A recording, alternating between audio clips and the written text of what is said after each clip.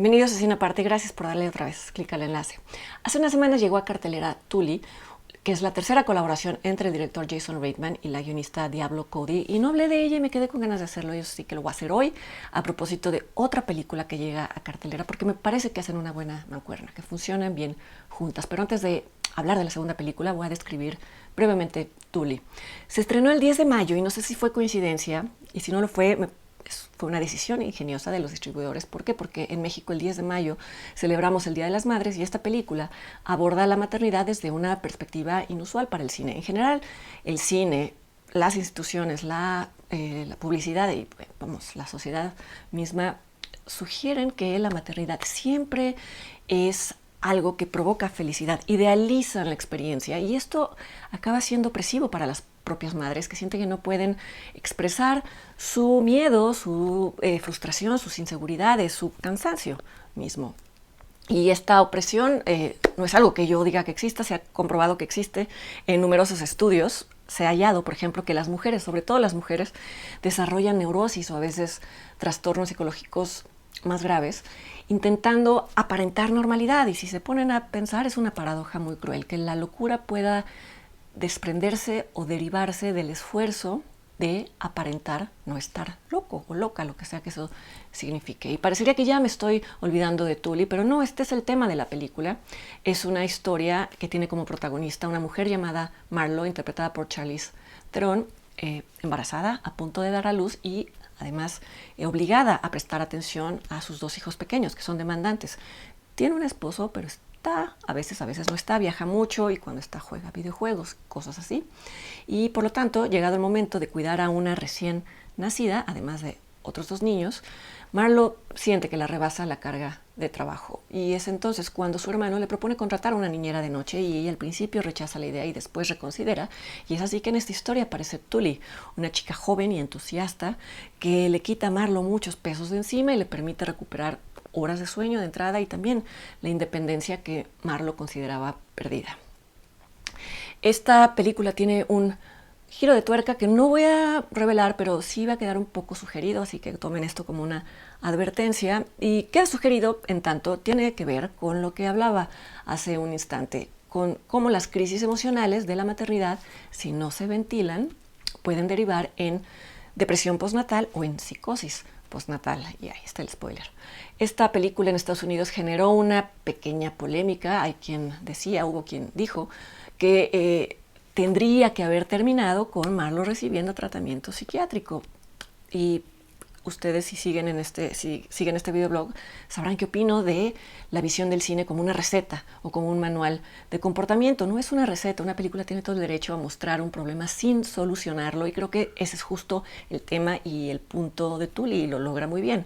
Mostrar cómo un tema puede ser tan tabú que es preferible para muchas personas guardarlo o esconderlo debajo del tapete. Incluso dentro de la película misma esto no llega a resolverse. Pero este no es un espacio de salud mental, sino de cine, y lo que quería hacer notar es cómo una película, normalmente el cine, para hablar de un tema que es tabú en la sociedad, recurre a metáforas. En este caso creo que Tully coquetea con el cine fantástico, y esto es lo que la conecta directamente con la segunda película de la que quiero hablar, que llega a carteleras, que se llama en español Mamá y Papá, en inglés Mom and Dad, y que es del director Brian Taylor. Y esta película, de una manera semejante a Tully, aunque en un registro mucho más alto, mucho más al tope, también habla de padres y madres resentidos porque consideran que sus hijos los han anulado, los han reemplazado, han consumido su identidad. De hecho, el título de la película alude al momento en el que el matrimonio formado por Brent y Kendall, interpretados magistralmente por Nicolas Cage y Selma Blair, consideran y se dan cuenta de que han dejado de ser Brent y Kendall para ser simplemente mamá y papá. Esta película se instala sin ningún pudor en el género de horror, en el género de la comedia negra, y desde un tono de farsa narra la vida de esta familia, de este matrimonio y de sus dos hijos. Y es importante notar en estas primeras escenas, en el primer acto de la película, aquellos momentos en los que, por ejemplo, Brent recuerda su adolescencia como un hombre al que le gustaba manejar y pasear con mujeres y tiene fantasías sexuales y demás. Y por otro lado, como Kendall, la madre, habla con sus amigas de sus esfuerzos desesperados por retener la juventud o la apariencia de juventud, y por lo mismo hablan de cómo sienten envidia hacia sus hijas que se les parecen, pero evidentemente en una versión mucho más joven.